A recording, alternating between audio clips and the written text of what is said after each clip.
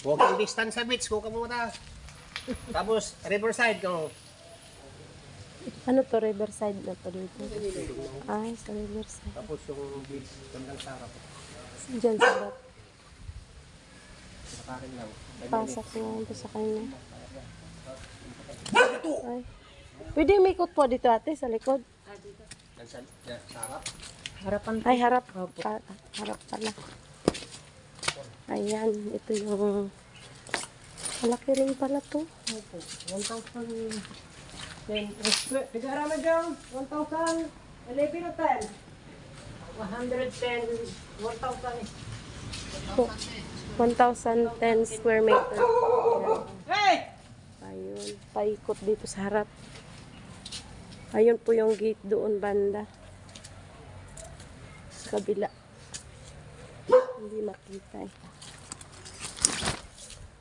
Ayun. Ayun yung gate dyan sa harap. Yan. Tapos dito. Magkano binta nila dito ate? Ayun. Ayan. Ilayo natin para ano, makita nila. Yan po, malaki po. 1,010 square meter daw po. Ayan.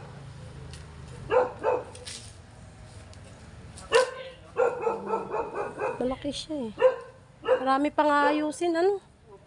Marami na ayusin. Ano? Yung buyer mo. Hapon. Pilipinas. Baka po siguro. Ayan. Malaki-laki din tong bahay na to.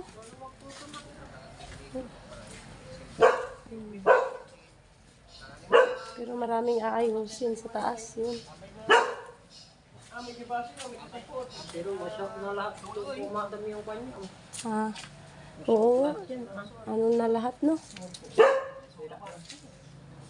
Mas maganda nga yung panibago na lang. Pero wala lang. Nakakapal. Sisirain pa yan. Pero hapon yun ay gusto niya maganda yung bahay niya. Ano yan dyan? CR yan dyan ay. Ano yan dyan mga Bahay ng yung ate ko noon na karti. Ay, hindi po yan kasali. Ah, yan. Yung may hindi kasali madam itong kwan. Sabihin mo na. Ito kasali to. Opo. Pero hindi kasali yan. Ayan namin. Ito, ayan namin. Kasali po ito?